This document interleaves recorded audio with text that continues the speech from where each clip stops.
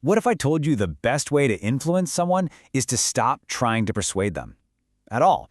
Today, we are diving into a powerful psychological technique that completely flips the script on how we change minds and behavior. It's called attribution, and honestly, it might just change the way you talk to people forever. Just think about it for a second. The last time you really, truly needed to get someone to see your point of view, maybe at work or at home or with a friend, what did you do? What was your go-to move?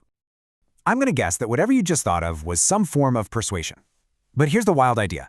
The real secret to influence is to stop persuading entirely. I know, that sounds totally backward, but the science behind it is just fascinating. So what we're really talking about here is a showdown between two completely different ways of thinking. In one corner, you've got persuasion, the classic, hey, here's what you should do and why. But in the other corner, you have something way more subtle, something called attribution. And as we're about to find out, one of them is way more effective. And look, this isn't just some pop psychology theory. This is backed by some really cool classic research.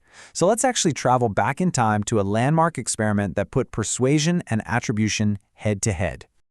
Picture this. The year is 1975. A team of researchers, Miller, Brickman, and Bolen, decide they want to figure out what really works when it comes to changing how people act. They wanted to test these two very different methods in the real world. So here was their game plan. They went into elementary schools to try and get students to be tidier. With one group, they used old-school persuasion. They'd say things like, "You should be neat and tidy." But with the other group, they used attribution. They'd say, "Wow, you are such a clean group of people." See that little shift? It's not about what you should be. It's about who you already are. So what happened? Well, the results were kind of a blowout. It wasn't even close. The students who were simply told they were clean people actually became way tighter than the kids who were constantly told they should be. Attribution was the clear winner by a long shot. Okay, so we know it works, but the big question is why? What is the magic behind this? Let's break down the psychology of why attribution is so darn powerful. At its core, attribution isn't about pushing someone toward a goal. It's about giving them a positive identity right here, right now. It's like you're holding up a mirror and showing them the best version of themselves, the version you want to see more of.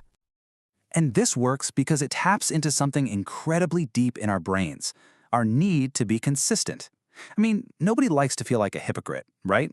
So when someone gives us a positive label, like, "You're so thoughtful," or "You're a hard worker," we feel this internal push to live up to it. Our brain automatically starts trying to match our actions to that positive image. So that's the theory. Super interesting, right? But the real question is, how can you actually use this? Let's make this a practical tool you can start using today. Let's imagine you're in a tense negotiation. Your first instinct is probably to argue, right? To persuade them. But instead, try attribution. A simple little phrase like, "I really appreciate that you're being so reasonable about this," can completely change the tone of the entire conversation.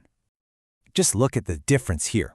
Yelling, "You need to be more reasonable," feels like an attack. It immediately puts people on the defensive. But saying, "I appreciate you being reasonable," does the exact opposite. It's a gift. You're giving them a positive trait, and their brain will subconsciously want to prove you right. It's a tiny shift in words, but the results are huge. Okay, so let's bring this all home. If you're going to remember just a few things from all this, what should they be? How do you make this a part of your communication toolkit? First, just remember this. Persuasion tells, but attribution labels. Second, never forget the psychology. People have this deep, powerful desire to be consistent with the good things people say about them. And finally, the most practical part. Start looking for the traits you want to see in people and just call them out. Affirm them as if they're already there. And this leads to one final, really powerful thought. This whole thing works both ways. The labels other people put on us, and maybe even more importantly, the labels we put on ourselves, they have a huge impact. So maybe the question to leave with is this. What labels are shaping your behavior right now? And what positive labels could you start using, for others and for yourself, to make things just a little bit better?